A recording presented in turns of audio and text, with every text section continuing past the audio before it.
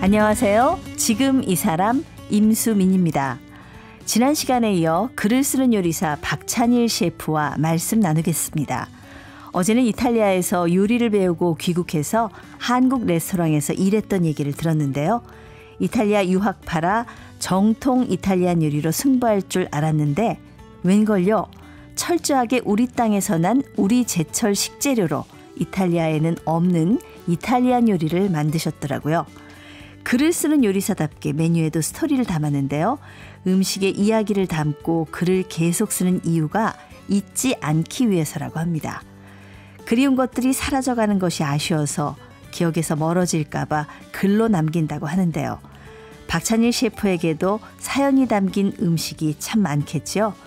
그 음식들을 마주할 때마다 울컥, 왈칵 눈물이 쏟아진다는데요. 오늘은 박찬일 셰프를 목매게 한 음식 이야기 나눠봅니다.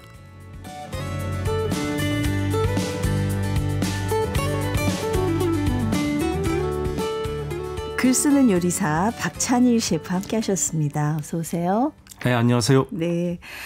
뭐 책도 지금까지 한 10여 권 내셨고 또 많은 또 음식들도 레스토랑도 직접 경험을 하시고 하셨는데 또 최근에 신간이 나왔습니다. 정말 따끈따끈한 책이 나왔는데 제목이요. 밥 먹다가 울컥. 네. 이게 어떤 뜻으로 이렇게 제목을 지으셨는지요? 예, 밥을 먹다 보면 밥이란 게 이제 뭐 그 영양적으로 보면 네. 되게 냉정한 거죠. 뭐 이화학적인 걸로 보면 뭐 영양 가치가 탄수화물, 지방 뭐 이렇게 되고 네. 또 이렇게 감정의 부분에 들어가면 이 밥 자체가 되게 복잡한 얘기잖아요. 그러니까 누구와 밥 먹다 체하는 거 있잖아요. 있죠. 똑같은 밥인데. 있죠. 뭐 예. 보기 싫은 사람이랑 먹었다거나 아니면 스트레스가 있었다거나. 예. 예. 뭐 직장 상사한테 뭐 혼나고 나서 밥을 먹으면 그 밥이 맛있겠어요. 근데 직장 상사가 혼내고 나서 미안하다 그러면서 사주면 또 그게 또 사 풀리면서 그렇죠. 밥이 또 화해가 맛있을 되죠. 거고 화해가 되고 예. 음식은 뭔가 사람 사이의 관계에서 음식이 많이 존재하거든요. 야, 오랜만에 그런 얘기 하죠. 친구들하고 전화해서 오랜만에 야, 너 진짜 오랜만이다. 야, 그리고 전화해서 야, 너랑 소주 한잔 해야 되는데 뭐 이런 얘기 많이 해. 밥 한 그릇 해야 되는데. 네. 그래서 만나면 그 밥과 소주 한잔 놓고 또 얘기하는 음식은 또 각별하잖아요. 그리고 뭐 부모님이 살아 계시면 어머니, 아버지 식사 대접할 때 그 밥 한 그릇 그 어른들이 드실 때 모습 보면 또 마음이 울컥하잖아요. 네. 그러니까 이 책에는 많은 사람들이 등장하는데 음식 얘기인데 음식이 주인공이 아닌 사람이 주인공인 얘기예요. 밥 먹을 때 울컥하는 그런 사연들의 이야기, 제가 겪었던 그런 순간들, 그리고 잊지 못할 사람들이 대부분 음식이 몇 개가 되거든요. 사라진 없어진 친구가 나눴던 마지막 음식이 예를 들면 뭐 콩나물국밥이면 네. 그 음식은 먹을 때 그 친구가 생각이 나는 거죠. 그럼 그 친구에 대한 얘기를 회고하는 얘기를 썼던 게 이렇게 모아서 책이 한 권 됐습니다. 그리움에 대한 책이군요. 네, 결국은 네. 사랑과 그리움 그리고 다시 접하시 잃어버릴 것에 대한 두려움 그런 것. 맛있는 거 먹을 때 생각나는 사람은 진짜 제가 아끼고 사랑하는 사람이더라고요. 그렇죠? 네, 그렇죠. 그걸 네. 나눠주고 싶고 미안하고 뭐 그런 얘기 하지 않습니까? 네. 야, 네 생각나서 밥이 안 넘어가더라. 뭐 이런 거 있잖아요. 맞아요. 놀리려고 하는 사람도 있고 진짜 맞아요. 음식이 안 넘어갈 때 있죠. 저는 제목만 보고 밥 먹다가 울컥 하셔가지고 저는 이제 저희 아버지 돌아가시고 나서 첫 설날에 떡국을 먹는데 갑자기 정말 목이 멜 뻔했어요. 이제 이 명절에 더 이상 안 계시구나. 예. 근데 실감 나세요? 아버지의 부재가? 잘 안 나죠. 선생님 우시네.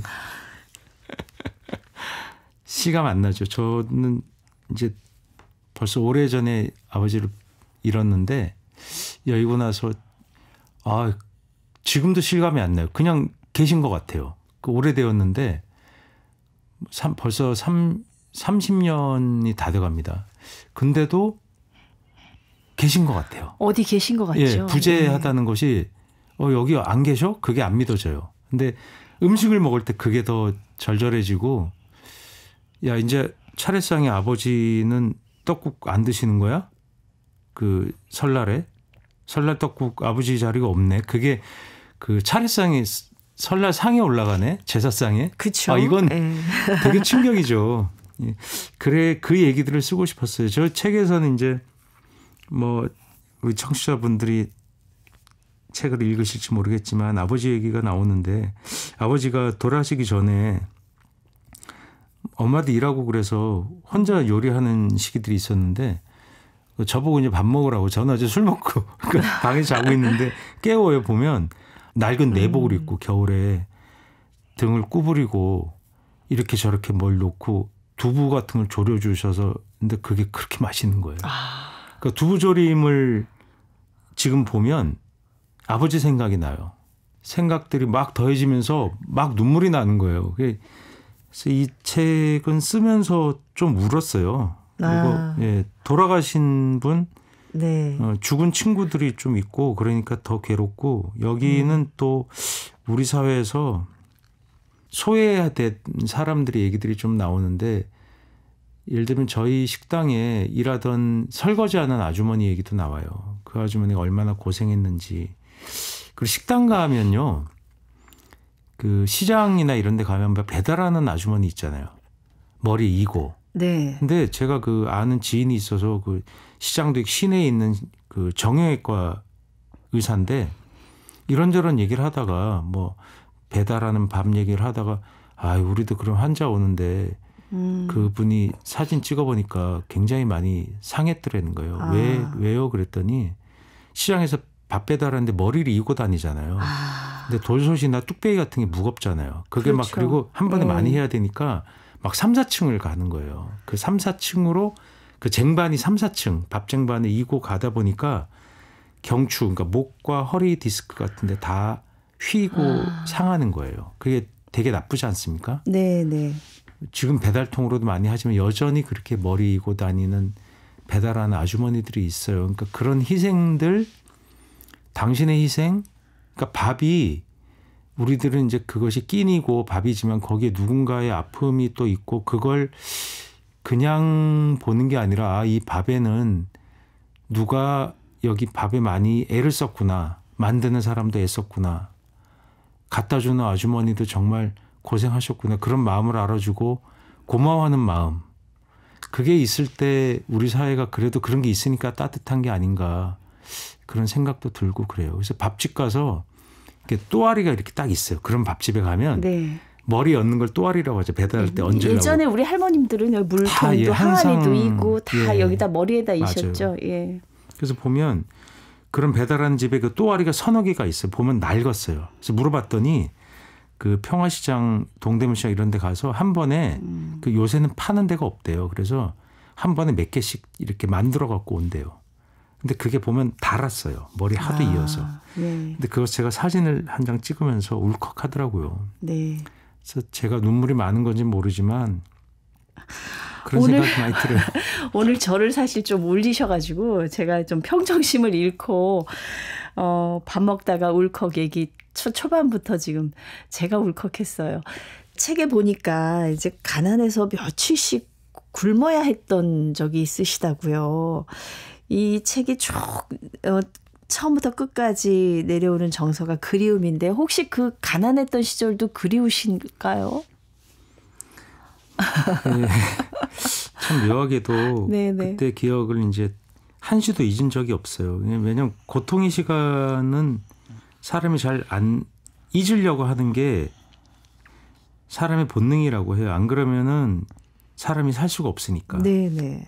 좋은 기억은 좀 더 좋은 기억을 자꾸 좋게 해서 사람이 살 수 있도록 하는 게 인간의 본능이래요. 근데 저는 이상하게 그런 아픈 기억들을 못 잊겠더라고요. 생생하고 더 생생하게 기억이 나고 그러니까 자꾸 기억하니까 제가 이거 그랬었으니까 야 어떻게 그 초등학교 어릴 때 기억을 그렇게 생생하게 거짓말이지 그러는 거예요. 근데 왜 그러냐면 그 후에도 수십 번 수백 번을 그 순간이 잊어지지 않기 때문에 생생한 거거든요. 얼마나 배가 고팠어요?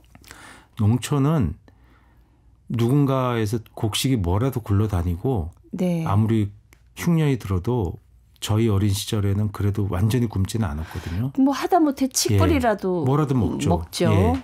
그리고 뭐 어촌이면은 미역이라도 먹고 생선이라도 부산물이라도 먹겠죠. 그래서 그냥 생으로 굶지는 않았는데 저희는 연고가 없는 서울의 변두리에 살다 보니까 그때 이제 서울이 폭발할 때죠. 시골에서 다 올라오고 그런 서울 도시 빈민의 전형적인 사람이 저였거든요. 저희 가족이었는데 그러니까 연고가 없으니까 어디 구할 데가 없는 거예요. 이미 구했어요. 빌리고 구하고 동네 아는 사람, 동네 가게 이미 다 아버지가 이 일이 없었고 뭐 그래서 빌리고 외상하고 그러니까 더 이상 할 데가 없으니까 그냥 굶었어요. 3일을 굶으니까 어머니 말씀이 눈이 이렇게 뒤집어지면서 죽을 것 같더래요. 제가. 그래서 3학년 때였습니다. 초등학교에서. 이건 안 되겠다 싶어서 어떻게 했는지 라면 5개짜리 포장을 그 당시에 이제 지금은 묶음이라 그러잖아요. 네. 번들, 영어로는 번들 뭐 이렇게 쓰는데 그때는 그 옛날 말로 덕용이라는 한자어를 썼어요. 덕용라면 생생히 기억이 나요. 왜냐하면 그게 음식이 너무 그 당시에 절실했기 때문에 그걸 가져온 게 끓이는 과정까지 다 너무나 자세히 봤기 때문에 잊을 수가 없어요. 10살인데 지금 정확히 50년 전인데도 생생해요. 그 투명 포장이에요. 덕용은. 그리고 겉에 상표 간단하게 쓰고 그 안에 라면이 포장되지 않은 라면이 5개가 들어있어요. 스프 5개가 이렇게 들어있고. 그러니까 이제 그런 포장 비용 때문에 조금 싼 거죠. 그거 2봉지. 그러니까 합이 10개였던 걸로 기억을 합니다. 그걸 가지고 와서 10개를 끓일 솥이 없잖아요. 그래서 들통에다가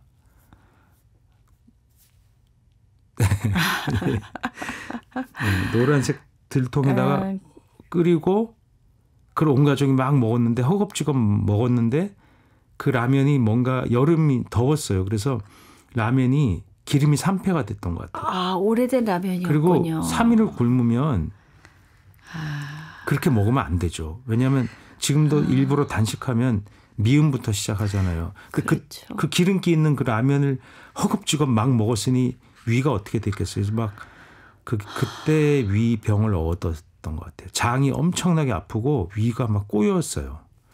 그 통증을 지금도 또 잊지도 못하고 오랫동안 위가 아팠어요. 그래서 그때 라면 먹고 아프다고 제가 맨날 그랬는데 라면 죄가 아니라 그거에 대한 무지였던 거죠. 그러니까 보식이란 말을 요새 쓰는데 네네. 그런 과정 안 거치고 그렇게 그 라면이 얼마나 절실했겠어요. 온 식구가 배탈이 나서 아마 또 한동안 고생을 하셨을 거고요. 그렇죠? 예, 제 친구들이나 또래들이 그 얘기를 하면 안 믿는 게 어떻게 밥을 굶어 그 시기에 70년대였는데요.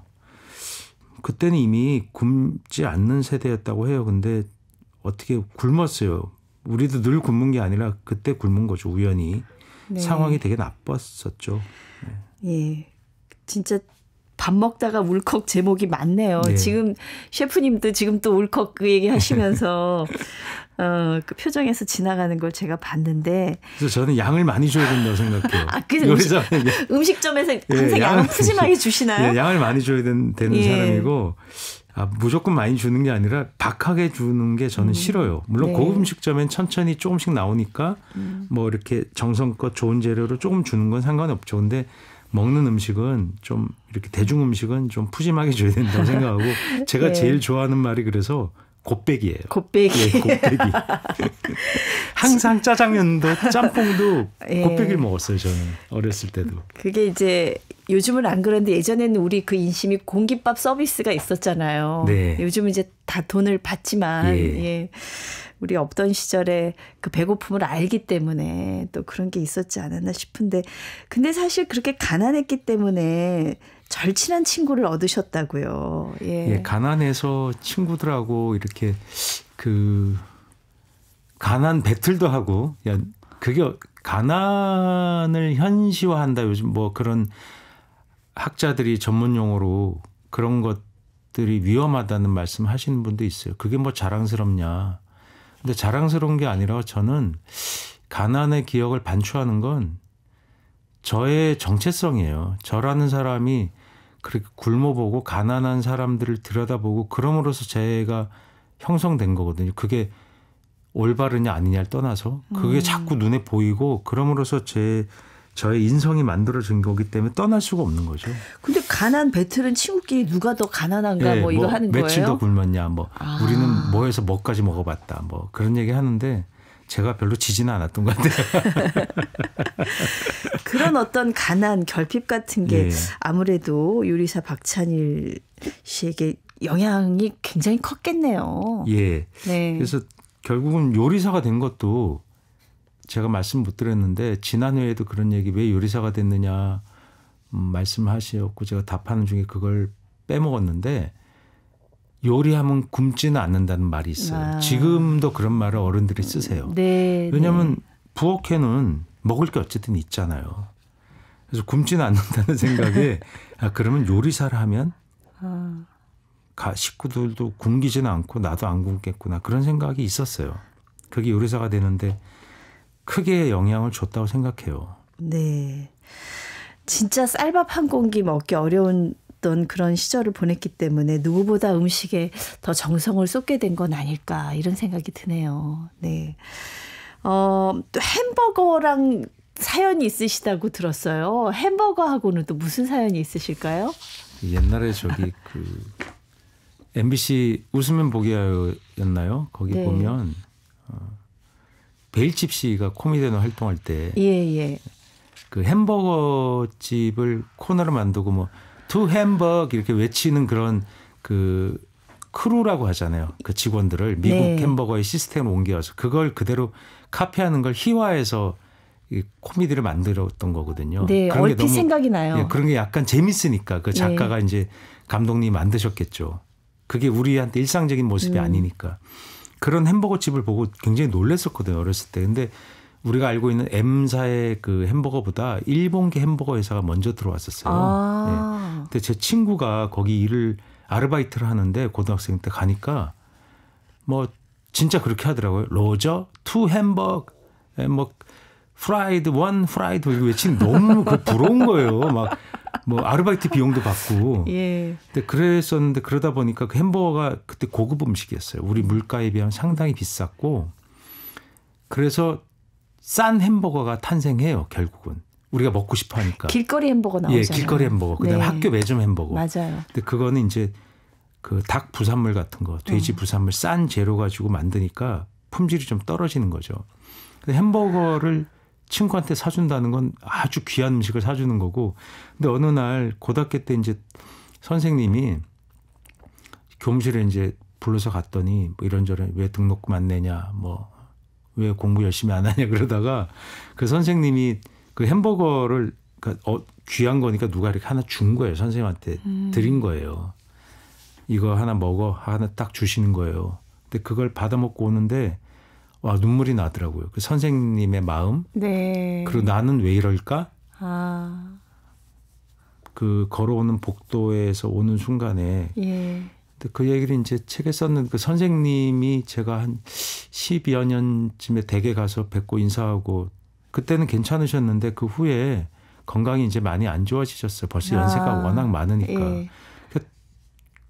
제가 일할 때 선생님 수시로 문자를 가끔씩 보내세요. 좋은 시가 있다. 찬이라 너는 글을 쓰니까 이 시를 읽어라 하고 뭘 인용해서 보내주시고 안부를 물어봐요. 그럼 제가 또 답하고 어쨌든 전화도 거세요.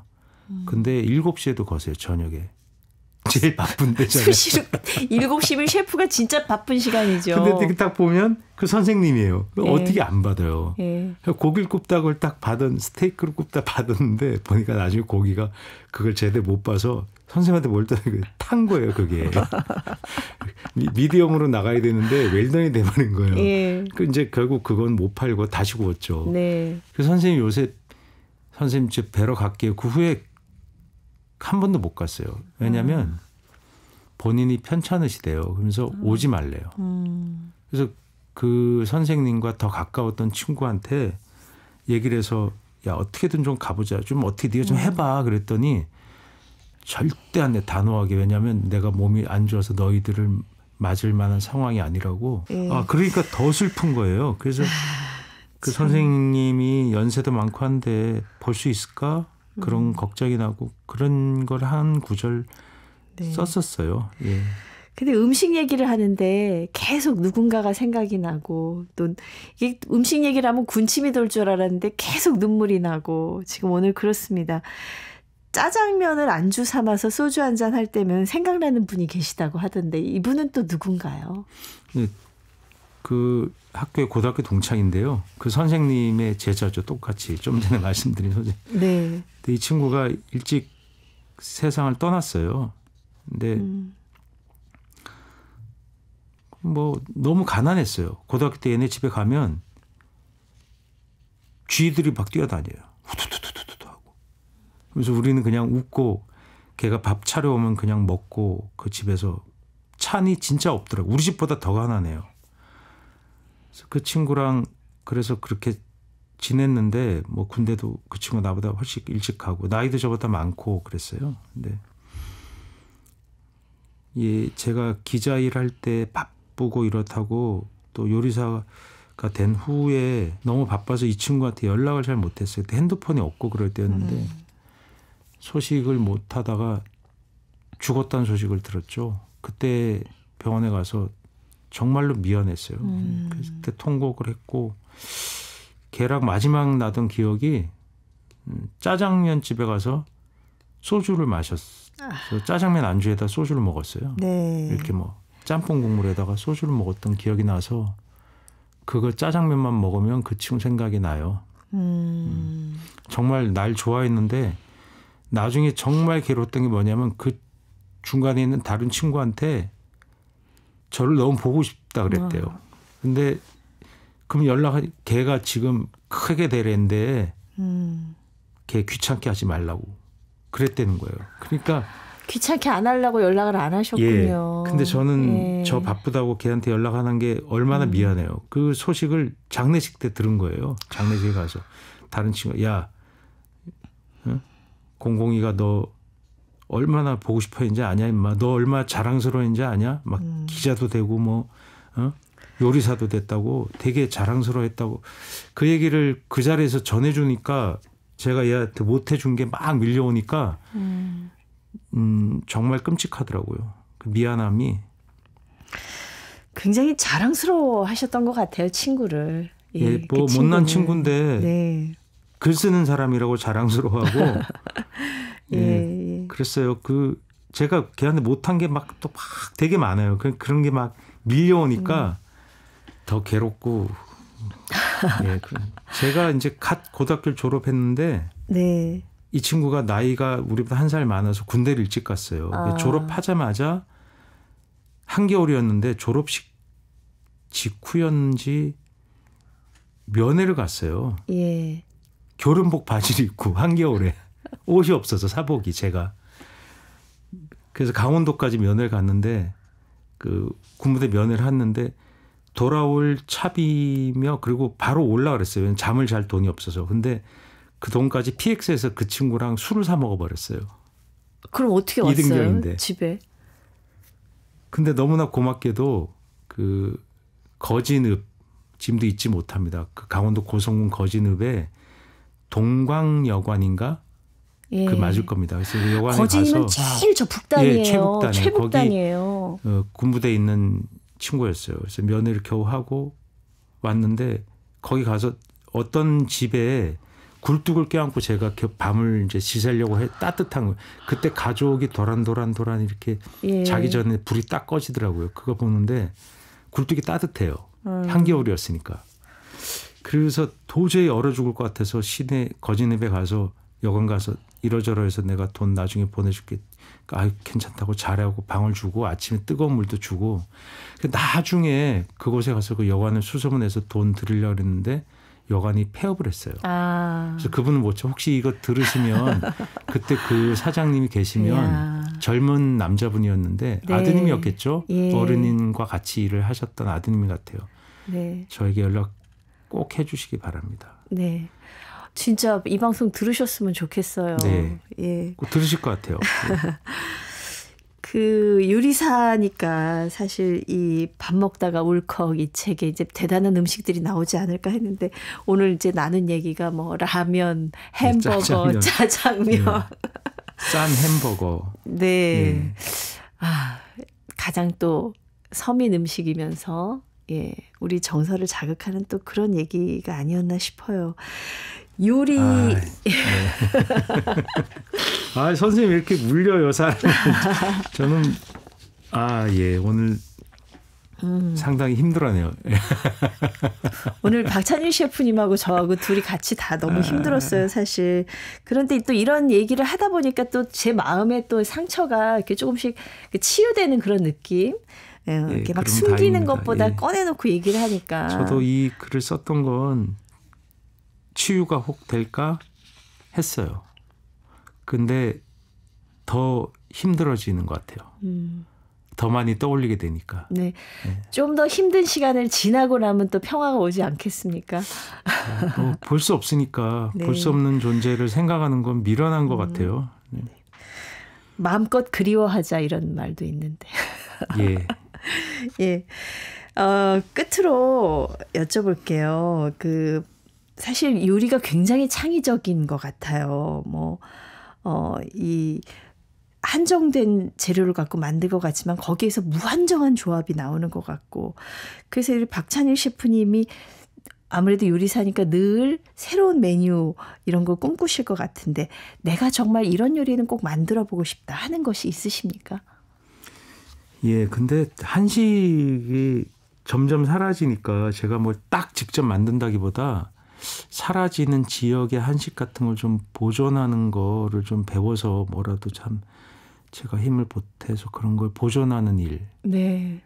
한국인의 밥상 하면 왜 최불안 선생님이 가서 그 지역 음식을 복원하잖아요. 네, 사라져간 걸 네. 할머니들 불러서 이거 해봅시다 해서 다시 막 기억을 더듬어서 만드시잖아요. 그런 게 굉장히 중요하다고 생각해요. 그걸 더 많이 먹을 수 있도록 할 방법이 없을까? 그런 생각해요. 네, 네. 예. 많은 분들이 진짜 그런 것들이 사라지는 것에 대해서 예. 굉장히 많이 안타까워하실 텐데 정말 의미 있고 소중한 작업이 아닐까 그렇게 네, 생각이 그런 일에 듭니다. 힘을 네. 보탤 수 있으면 저도 같이 일을 좀 해보고 싶어요. 네. 예. 사흘간에 걸쳐서 함께해 주셨는데 말씀 감사합니다. 예, 고맙습니다. 글을 쓰는 요리사 박찬일 셰프였습니다.